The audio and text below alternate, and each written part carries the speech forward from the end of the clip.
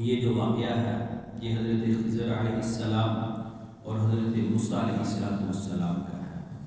اللہ رب العزت نے حضرت موسیٰ علیہ السلام کو شریعت کا علم دیا تھا اور حضرت خضر علیہ السلام کو تخلیقیات کا علم دیا تھا۔ جو علم موسیٰ کے پاس تھا وہ خضر کے پاس نہیں تھا، جو خضر کے پاس تھا وہ موسیٰ علیہ السلام کے پاس نہیں تھا۔ تو حضرت موسیٰ علیہ السلام نے اللہ سے عرض کی کہ یا اللہ کہ مجھے ملاقات حضرت خضر سے ہو اور وہ مجھے اپنا ساتھ دے۔ تو خیر حضرت موسیٰ علیہ السلام کو اللہ رب العزت نے حضرت موسیٰ سے ملاقات کا حکم دیا اور حضرت خضر علیہ السلام نے سفر میں اپنے ساتھ اس کو رکھا۔ 3 واقعات اس میں پیش آئے حضرت موسیٰ علیہ السلام کے ساتھ۔ پہلا واقعہ ایک کشتی کے توڑنے کا آیا، اور دوسرا واقعہ بچے کو قتل کرنے کا آیا، اور تیسرا واقعہ دیوار کو صحیح کرنے کا آیا۔ اور ان تینوں واقعات میں حضرت موسیٰ علیہ السلام نے صبر نہیں کیا، حالانکہ ڈیل یہ ہوئی تھی حضرت موسیٰ علیہ السلام کی اور حضرت خضر علیہ السلام کی کہ میں جو بھی کروں آپ نے اس میں بولنا نہیں، وہ صحیح ہے کہ غلط ہے آپ نے بولنا نہیں۔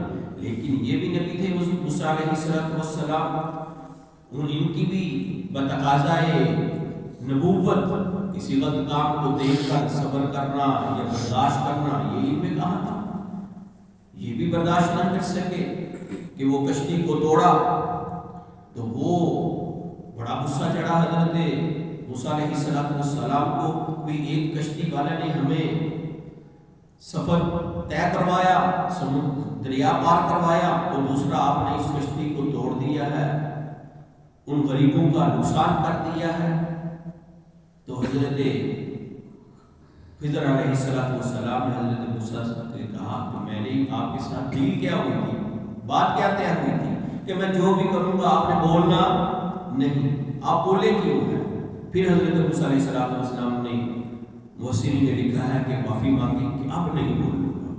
پھر وہ بچے کا واقعہ آ گیا، وہ بچے کھیل رہے تھے، کود رہے تھے، موسیٰ علیہ السلام نے اس بچے کو پکڑا، اس کا قتل کر دیا۔ وَأَمَّا الْغُلَامُ فَكَانَ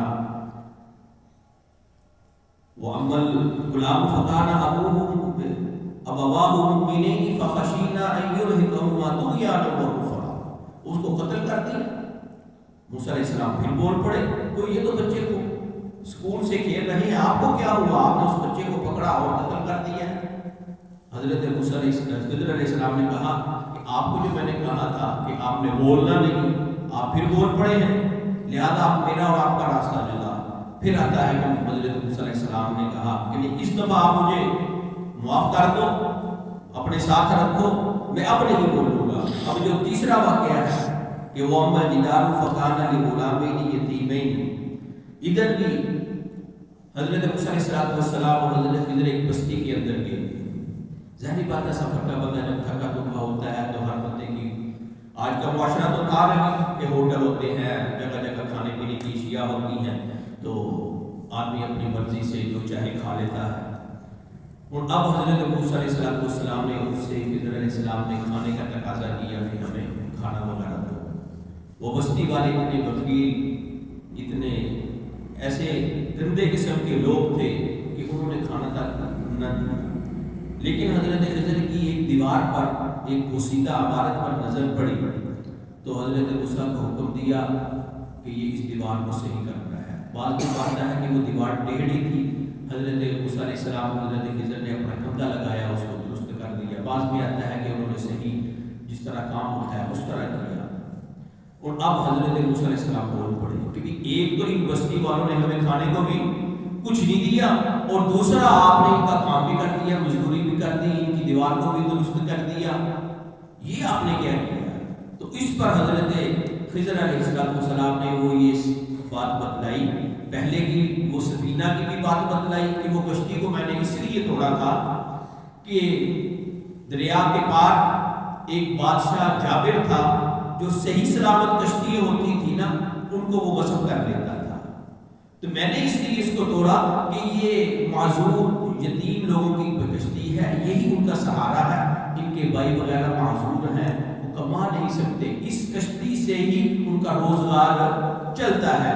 میں نے اس کشتی کے اندر نقص اس لیے ڈالا تاکہ یہ کشتی جب اتر جائے گی یہ بادشاہ اس کشتی کے نقص کو دیکھ کر اس کو پکڑے گا نہیں، اس کی وجہ یہ بتلائی۔ اور دوسرا اس بچے کے بارے میں یہ بتلایا کہ وہ امل غلام فکان ابواہ مؤمنین فخشینا، کہا کہ اس بچے نے جب وہ بڑا ہونا ہے نا فخشینا کہ یہ سرکش ہوگا، باپ کا نافرمان ہوگا، اس لیے میں نے اس کو قتل کر دیا۔ اللہ رب العزت اس کی جگہ اس کو نیک صالح بیٹا عطا فرمائے گی، اس کی یہ وجہ تھی۔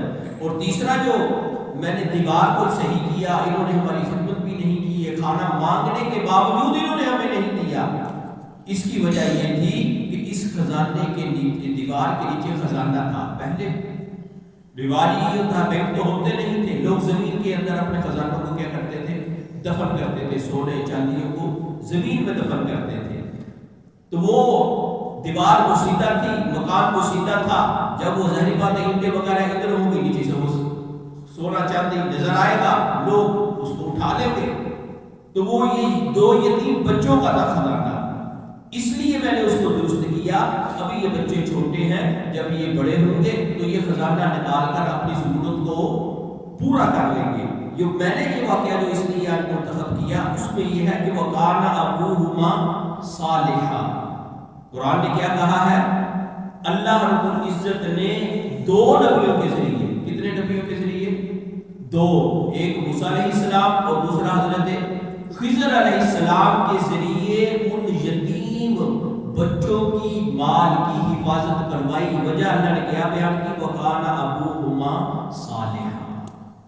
میرے محترم دوست بزرگوں، کہ انسان جب نیک ہوتا ہے نا، نیک، آج ہر بندے کو اپنے مال کی فکر ہے نا، میرے سمجھ ہر بندہ یہی کہتا ہے کہ میرے مال کا نقصان نہ ہو، میرا مال میرے بچوں کے کام آئے، اسی لیے انسان صبح و شام دن رات محنت کر رہا ہے۔ لیکن یہ انسان کو اپنی زندگی میں بھی نہیں پتا کہ میرے بچے میرے کام آئیں گے کہ نہیں، وہ بڑھاپے میں میرا ساتھ دیں گے کہ نہیں۔ آپ بے شمار واقعات آپ دیکھتے ہیں، باپ بوڑھا ہو جاتا ہے، باپ بچے اس کو دیکھتے بھی نہیں۔ آج تو ایسے ہی آج کل اولڈ ہوم بن کے ادھر جا کے ڈال دیتے ہیں، ماؤں کو بھی ڈال دیتے ہیں، باپوں کو بھی ڈال دیتے ہیں، یعنی ان کی خدمت کرنے کے لیے بھی تیار نہیں۔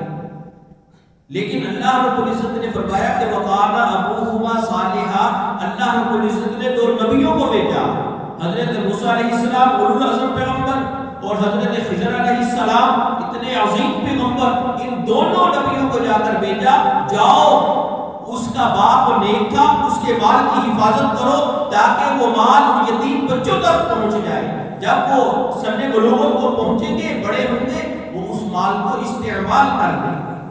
میرے محترم دوست بزرگوں، نیک ہونا، نیکی کی راہ پر چلنا، نیکی اختیار کرنا، یہ بہت بڑا مقام ہے۔ اس مقام کی وجہ سے اللہ رب العزت انسان کے مال کی حفاظت فرماتے ہیں اور نبیوں کے ذریعے فرماتے ہیں۔